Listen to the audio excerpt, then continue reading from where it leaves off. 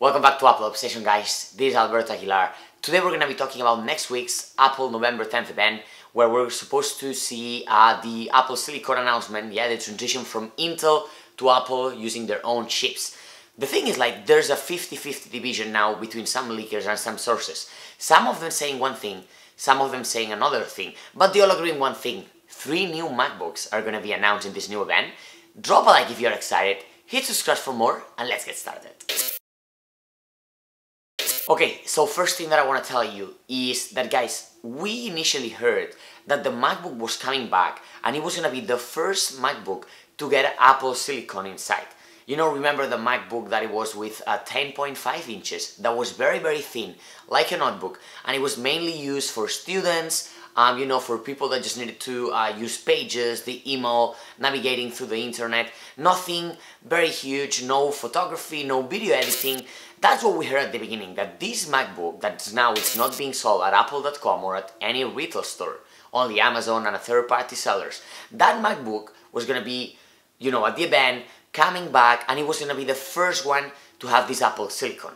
Well, we're not hearing this anymore. We don't know if this is still happening, if it's not happening, but what I can really tell you is that there's going to be the MacBook Air coming with Apple Silicon. I think all the sources agree with that. We've seen it in Mac Rumors. Mark Gurman has also mentioned that, China Times. So I think it's safe to say that, you know, it makes sense that the MacBook Air is one of the first ones that is going to get the Apple Silicon.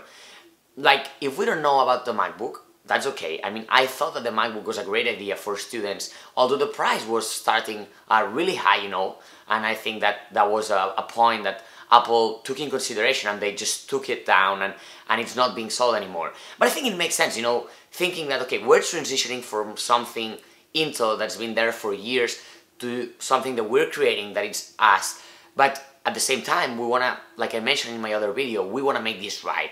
You know, we want to make the right call. We don't want to go all the way big and then make mistakes and not get the performance that we wanted. So let's start with something small and then let's keep introducing, you know, new models next year, refreshing it with our, you know, Apple Silicon. So that makes sense. But okay, starting with the MacBook 13 inches, the MacBook Air, that also makes sense. The second thing that we're hearing is that the MacBook Pro 13 inches is also going to get Apple Silicon. It got a refresh not a while ago. I think it was during the pandemic that we saw a lot of videos, a lot of YouTubers getting the new MacBook. Nothing big so far. It was a few updates on the Intel chip and a couple of more things. The design, it's the same. So that makes sense as well, you know.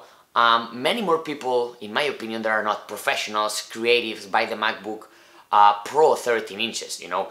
For the portability, it's obviously small, less heavy, so you can carry it anywhere, even when you're traveling, and still it gives you a lot of performance. And I've used Photoshop, I used Final Cut Pro on a MacBook Pro 13 inches and it hasn't given me any trouble. Obviously not with big projects, but I think it makes sense.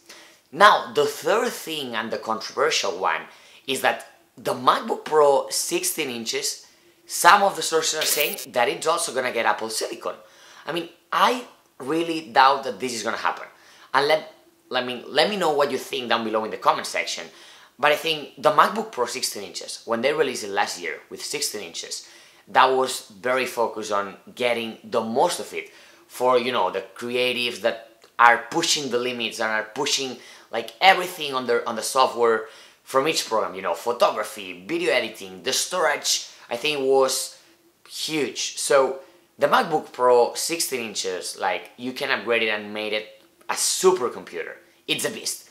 So for me, it's hard to believe that Apple, in the first attempt to transition from Intel to Apple Silicon, is going to try that on a high-performance computer. I mean, obviously they do their testing. We get the products, and when we get them, they already know everything, you know. They spend countless hours doing testing with different programs, you know, seeing how faster the chips are compared to the old computer, old MacBooks. But still, I think it's a risky move because they could say easily, okay, we're transitioning from Intel to Apple Silicon. We're starting with these 2 models and then we're going to see how it goes and we're going to see how we can make this chip even better for our MacBook Pro 16 inches.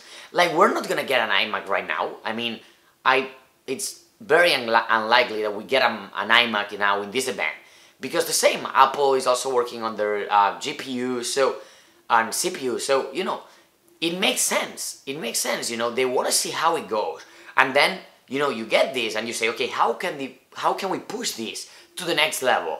So if it's already a game changer with the MacBook Air and with the MacBook Pro 13 inches, how far can we take it, you know, with the MacBook Pro 16 inches?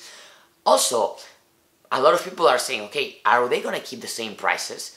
I mean, in my opinion, I think they should, you know, because transitioning from Intel to Apple Silicon is supposed to be a game changer, you know. Look how good the iPhones are. The A14 chip that they just released with the new iPhone, like the other competitors, are just catching up with the old chip. So there's a huge difference. They are tons of months ahead, you know, work that they do that the other companies are still trying to catch up. But if they don't rush with the Apple Silicon, they can bring it to the next level as well as they did with the iPhone, you know. And waiting a little bit more, testing the results, improving the chip, they can make it even better. And with the high performances computers, with the iMac Pro, with the Mac Pro, with the MacBook Pro 16 inches, I think that can change everything. If they can then achieve, you know, a great battery life as well with the performance, that would be awesome. I'm saying that many people that still are with Windows would be willing to switch with Apple, because there's a lot of, hey, you have to think that there's a lot of Windows users that they already use an iPhone, but they haven't transitioned to Mac. So that could be the time, guys. But well, guys, I've talked too much. I've explained you everything, you know, what the sources are telling you and what other sources are saying. And then it's up to you, you know, next week on Tuesday, third Apple event of the year. 2020 is not a normal year. Apple is making it even more special. It's creating a lot of hype since August until now. Like, still people haven't received the iPhone 12 Pro, you know. So there's a lot of hype now with Apple. And hey, let's hope that they surprise us. Next Tuesday, hopefully AirTags come as well. But that was all, guys. I'm just reporting to you what I know. I hope that was helpful. Drop a like if that was exciting. Hit subscribe for more, and I'll catch you in the next one.